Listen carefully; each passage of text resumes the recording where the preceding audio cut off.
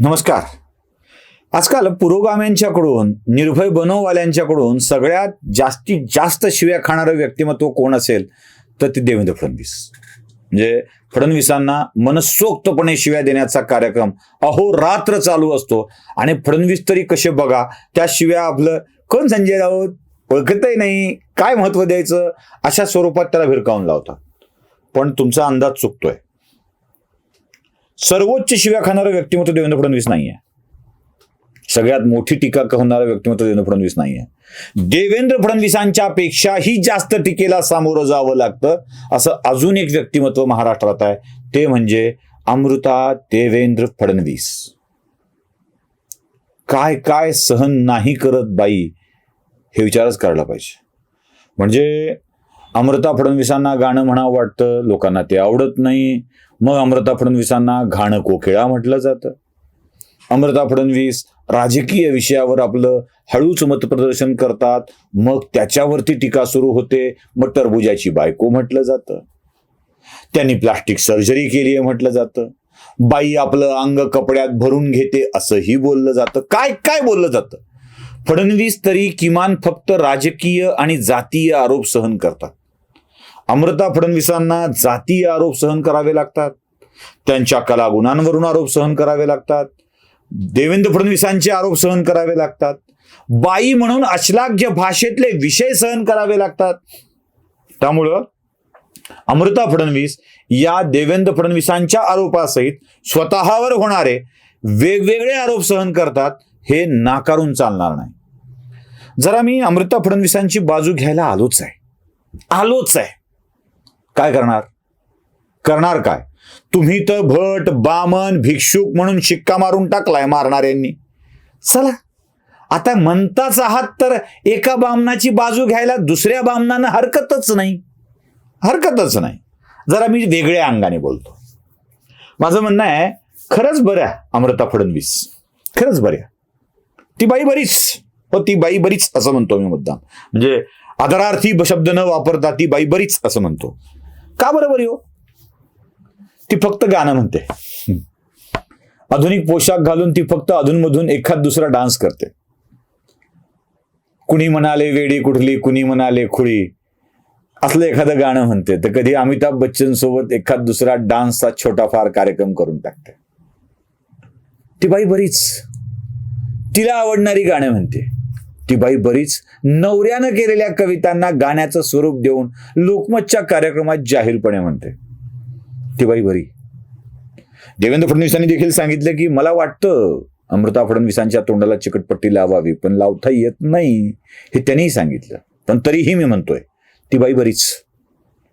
काय आहे, आपल्या विषय लोकांना आवडतात की नाही याचा विचार न करता मांडत राहणे हे पुरोगामीपणाचं लक्षण आहे.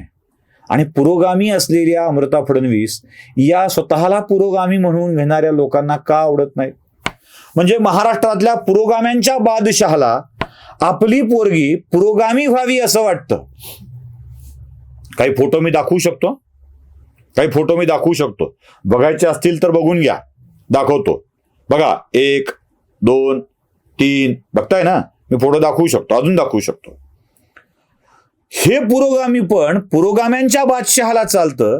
पण अमृता फडणवीसांनी एखादा आधुनिक पोशाख घातला की बघा कसं असं म्हटलं जातं. म्हणजे पुरोगाम्यांचा बादशहा आपल्या पोरीला मुख्यमंत्री करण्यासाठी प्रयत्न करू शकतो, पण मुख्यमंत्र्यांची बायको म्हणून अमृता फडणवीस वेगळं काही करत असतील तर त्यांना मात्र शिव्या घातल्या जातात.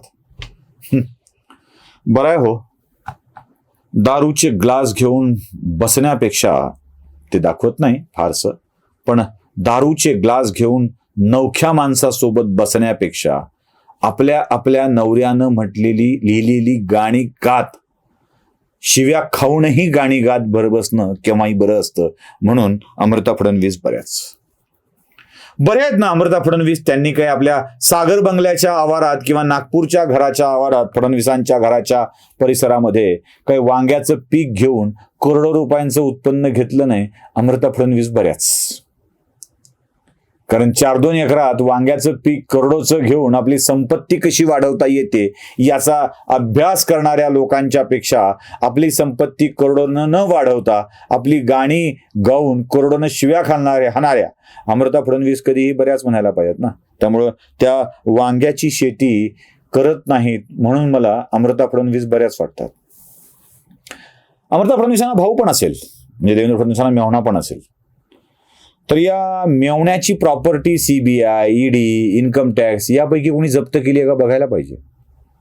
आणि जर केली नसेल ना तर अमृता फडणवीस बऱ्याच, कारण मी मिरवणारच म्हणत मुख्यमंत्र्याची बायको होण्याचा सोस मिरवावा म्हणून, तो असावा म्हणून आपणही मुख्यमंत्र्याची बायको म्हणून वर्षा बंगल्यावर फिरलं पाहिजे असा अट्टहास करत आपल्या भावाच्या प्रॉपर्टीमध्ये प्रचंड मोठी वाढ करणाऱ्या कोणत्याही मुख्यमंत्र्याच्या बायकोपेक्षा अमृता फडणवीसांच्या सारखं आपल्या गाण्यांची आणि त्यामुळं मिळणाऱ्या शिव्याची संख्या वाढवणं कधीही बरंच